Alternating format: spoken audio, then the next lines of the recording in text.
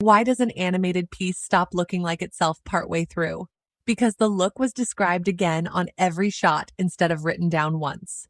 A style sheet attached to every generation is what keeps it whole. And whole matters more than it sounds because this film asks an audience to feel something in 80 seconds, and a surface that shifts halfway through quietly tells them they are watching something assembled rather than something made. What is the piece?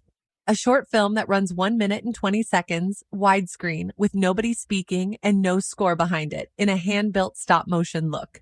It moves fast and then it stops. The pipeline underneath is the same one live action uses, with one extra artifact at the front.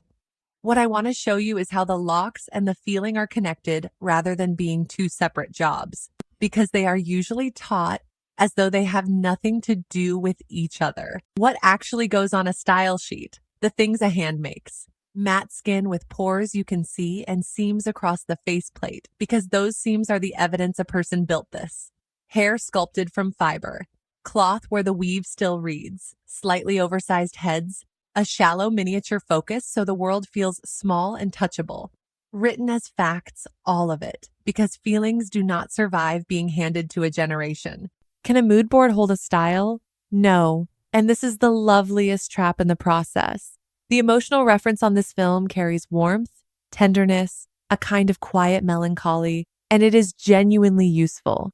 It just cannot tell a generation what a surface should do. So Video Agent labeled it as tone and kept it apart, which protects both things, the feeling from being diluted and the look from being guessed at. How do the characters stay themselves? Each one is locked and locked by sequence rather than by person. Daniel wears 2 outfits across the film, so each has its own number and each shot calls the one it needs. The everyday one is 1.2 and the version before it, 1.1, was superseded and taken out of the set entirely. Nora is 1.5. Small acts of housekeeping, and they are what let an audience trust a face. Does everyone need that? No, and there is something generous about knowing which characters to leave light. 4 people pass through this film for seconds. A coworker, a customer, a street vendor, a stranger on a train. All 4 are video only with a single anchor. Nobody on screen that briefly can drift far enough to break the spell, and the hours saved go to the people the story actually leans on. How do you keep a place feeling like the same place? Build it empty and keep it. The train interior is a plate with nobody in it. Bright stainless steel, vertical grab poles, loops overhead, molded bench seats, louvered shutters, fluorescent tubes. Characters arrive at the shot. A room with a person already in it is a scene rather than a place. And the story returns to this room in 2 completely different moods. What does the plan hold? Timing as numbers. The first act runs 58 seconds, and its shots run 1 to 2.5 seconds each, so the opening feels crowded with life on purpose. That density is doing emotional work. The fullness of the beginning is exactly what makes the quiet at the end land, so the shot lengths are not a technical preference. They are the structure of the feeling. Do more references help a shot? They hurt it. On the train shots, the rule was 1 or 2 attachments, ideally the single rendered night carriage plate, and everything else written in words. Attach a dozen and they disagree, and what returns is an average of all of them, which is another way of saying nothing in particular. And settle stills before clips, because a soft still becomes a whole sequence that has to be made again. What does drift look like? Often, it looks like an honest mistake, not a failure. One early train reference came back as a metro car, not the Mumbai local this story actually rides.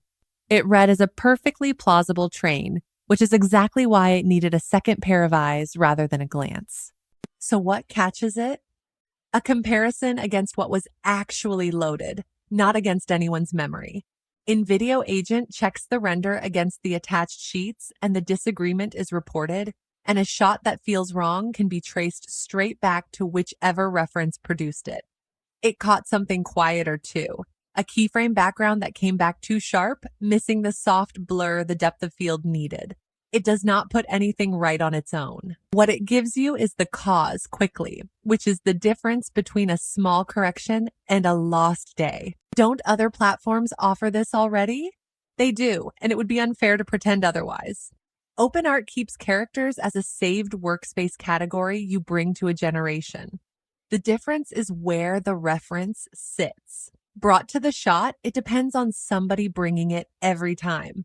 Kept in Video Agent's project, it comes along by itself, which is what you want on the day you are thinking about the story rather than the file names. Where does all of it live? And Video Agent keeps all of it in a single place, read by every generation before it runs. The style sheet, the character locks by number, the empty plates, the plan with the timing at the top, nothing gets retyped. A reference that was retired stays retired instead of drifting back weeks later when everyone has forgotten why it was wrong and it simply looks like an option again. What carries a film with no dialogue and no score? Sound layered thickly, and then its absence. The first act is full of kitchen noise, street noise, laughter, rain on a platform. At 1 minute, 6 seconds, every one of those layers is cut and only rain and a low rail hum remain. The silence is the loudest thing in the film, and it only works because the fullness before it was real. Did the look survive the cut? It did. Pores and seams read the same at the end as at the beginning. The weave stays in the cloth. The proportions never move, and the shallow focus is consistent from the warm early interiors through to the cold last minute. The same room reads as the same room in both of its moods, warm and crowded early, cold and still at the end. None of that came from watching closely once the shots existed. What does a style lock not do? It does not fix timing, and timing is where animation really lives. It does not create feeling, only protect it.